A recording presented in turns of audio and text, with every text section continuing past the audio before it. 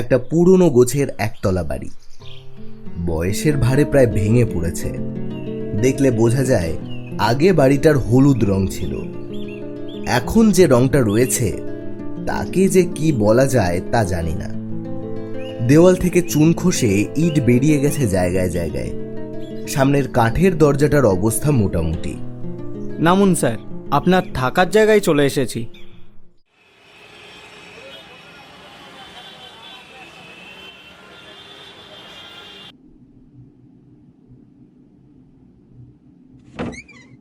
Sir ডেকেছিলেন?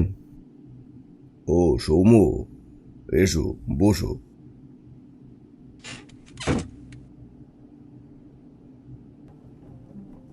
বলুন sir.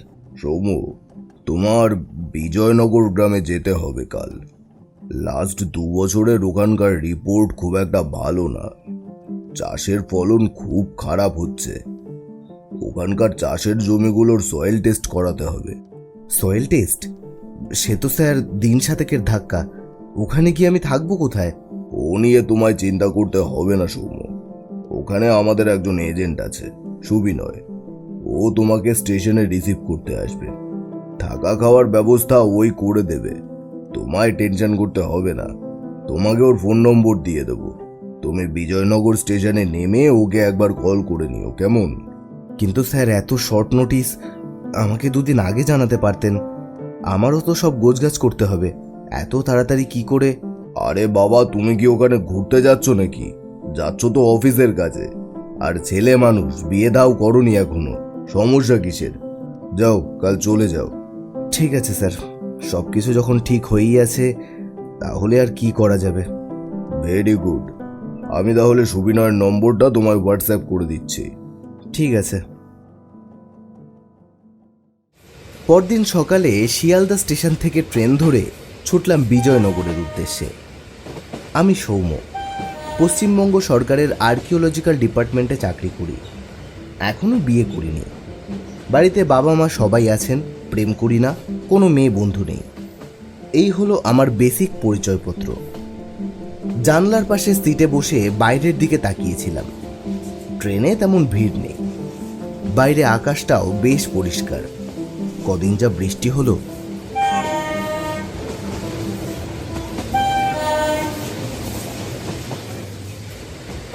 Bijoynagar স্টেশনে যখন নামলাম তখন বেলা 1টা বেজে গেছে। স্টেশনের বাইরে এসে ফোন করলাম সুবিনয় নামের ছেলেটাকে। হ্যালো, কে বলছেন? আমি সৌম্য বলছি, আর্কিওলজিক্যাল ডিপার্টমেন্ট থেকে। ও স্যার, আপনি এসে গেছেন? দাঁড়ান, আমি এক্ষুনি আসছি। মিনিট 5-এর মধ্যেই একটা ছেলে বাইক নিয়ে আমার সামনে এসে দাঁড়ালো। চলুন স্যার। তুমিই সুবিনয়? হ্যাঁ sir, Subinoy, always at your service. আসুন স্যার, উঠে আসুন। সুবিনয়ের বাইকে উঠে বসলাম। কিছুক্ষণ পরেই সুবিনয় একটা বাড়ির সামনে এসে দাঁড়ালো।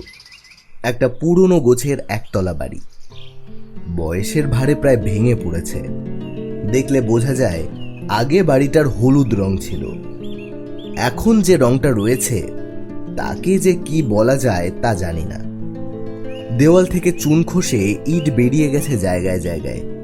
সামনের কাঠের দরজাটার অবস্থা মোটামুটি। নামুন স্যার, আপনার থাকার জায়গায় চলে এসেছি। আমি বাইক থেকে নেমে দাঁড়িয়ে বললাম, আমি এখানে থাকবো? এখানে মানুষ থাকতে পারে? কি বলছেন স্যার? এ তো রাজপ্রাসাদ, আমাদের গ্রামের সব থেকে ভালো বাড়ি। আমি অবাক হয়ে গেলাম। এই যদি গ্রামের সব থেকে ভালো বাড়ি হয় তাহলে বাকিগুলোর অবস্থা কি তা ভেবে শিউরে উঠলাম। বাড়ির ভিতরে ঢুকলাম। ভেতরটা মোটামুটি পরিষ্কার। ভেতরে একটা খাট, একটা টেবিল আর একটা চেয়ার, দেওয়ালে একটা জানলা। সুবিনয় বলল, তাহলে স্যার আপনি ফ্রেশ হয়ে নিন, বাড়ির পেছনে চাপা কল আছে, আমি আপনার খাওয়ার ব্যবস্থা করি। সুবিনয় চলে গেল। আমি কিছুক্ষণ চুপচাপ দাঁড়িয়ে রইলাম। বাড়িটার ভেতরে একটা অদ্ভুত গন্ধ, পুরনো স্যাঁতস্যাঁতে, যেন অনেক দিন কেউ এখানে ঢোকেনি। প্রায় আধ ঘন্টা পর সুবিনয় খাবার নিয়ে এলো। স্যার একটু কষ্ট করে খেয়ে নিন। গ্রামের ব্যবস্থা তো? আরে না না, ঠিক আছে, তুমি বসো। সুবিনয় খাবারটা টেবিলে রেখে চেয়ার টেনে নিয়ে বসলো। এই বাড়িটা কার সুবিনয়? আগে একজন থাকতো স্যার, এখন খালি পড়ে থাকে। কেন, অন্য কেউ থাকে না? সুবিনয় চোখ নামিয়ে বলল, গ্রামের লোকজন একটু এড়িয়ে চলে জায়গাটা। ভূতের ভয় নাকি? আপনি শহরের লোক, এসব বিশ্বাস করবেন না স্যার। ঠিক আছে, আমি চলি, কোনো দরকার হলে ফোন করবেন। ও চলে গেল। সন্ধে নামতেই চারপাশ আরো অদ্ভুত হয়ে উঠল। কাজের ক্লান্তিতে আমি তাড়াতাড়ি খেয়ে শুয়ে পড়লাম। কতক্ষণ ঘুমিয়েছিলাম জানি না। হঠাৎ একটা শব্দে ঘুম ভেঙে গেল। একটা নূপুরের আওয়াজ। মনে হলো কেউ যেন বারান্দায় হেঁটে বেড়াচ্ছে। এত রাতে কে এলো? ঘড়ির দিকে তাকালাম, রাত 2:45। আমি বিছানা থেকে নেমে ধীরে ধীরে দরজার কাছে গিয়ে দাঁড়ালাম। হঠাৎ দরজার ওপাশ থেকে খুব আস্তে একটা মেয়েলি গলা, দরজা খোলো। আমার বুকের ভেতরটা ধক করে উঠল। আমি চুপ করে দাঁড়িয়ে রইলাম। আবার সেই গলা। আমি জানি তুমি ভেতরে আছো। আমি কোনো কথা বললাম না। কিছুক্ষণ পরে সেই আওয়াজটা থেমে গেল। বুঝলাম যে এসেছিল সে চলে গেছে। কোনোভাবে রাতটা কেটে গেল। সকালে উঠে নিজেকে বোঝালাম সবই হয়তো ভুল শুনেছি। সারাদিন কাজের জন্য বিভিন্ন জমিতে ঘুরলাম, সয়েল স্যাম্পেল নিলাম, কিন্তু মাথা থেকে রাতের ঘটনাটা যাচ্ছিল না। একটা চায়ের দোকানে বসে চা খেতে খেতে সুবিনয়কে সবটা বললাম। সব শুনে ও কিছুক্ষণ চুপ করে রইল। তারপর ধীরে ধীরে বলল, স্যার, আপনি যা দেখেছেন সেটা এ বাড়ির পুরনো ব্যাপার। মানে? ওই বাড়িতে আগে এক মহিলা থাকতো, নাম ছিল সীমা। ওনার স্বামী বাইরে কাজ করত, উনি একাই থাকতো এখানে। একদিন হঠাৎ খবর এলো ও নাকি নিজের জীবন নিজেই শেষ করে দিয়েছে। সবাই সেটাই বিশ্বাস করে। কিন্তু তুমি বিশ্বাস করনি? না স্যার, আমি সেদিন রাতে ওই বাড়ির সামনে দিয়ে যাচ্ছিলাম, দেখলাম একজন লোক ওই বাড়ির ভেতরে ঢুকে গেল। আগে কোনোদিন ওনাকে এই গ্রামে দেখিনি। পরদিনই খবর পেলাম ওই মহিলা নাকি আত্মহত্যা করেছে। আমার খুব সন্দেহ হয় স্যার। তা তুমি কাউকে কিছু বলনি? বলেছিলাম স্যার, কিন্তু কেউ বিশ্বাস করেনি। তারপর থেকেই মাঝে মাঝে ওই বাড়িতে ওই মহিলাকে দেখা যায় স্যার। মনে মনে ঠিক করলাম, যাই হোক, আজ আমি সত্যিটা জানবই।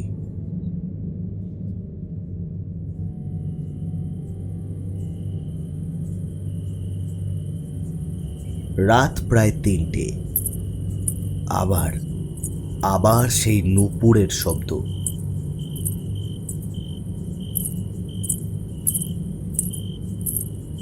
এবার আমি দরজার সামনে গিয়ে দাঁড়িয়ে রইলাম।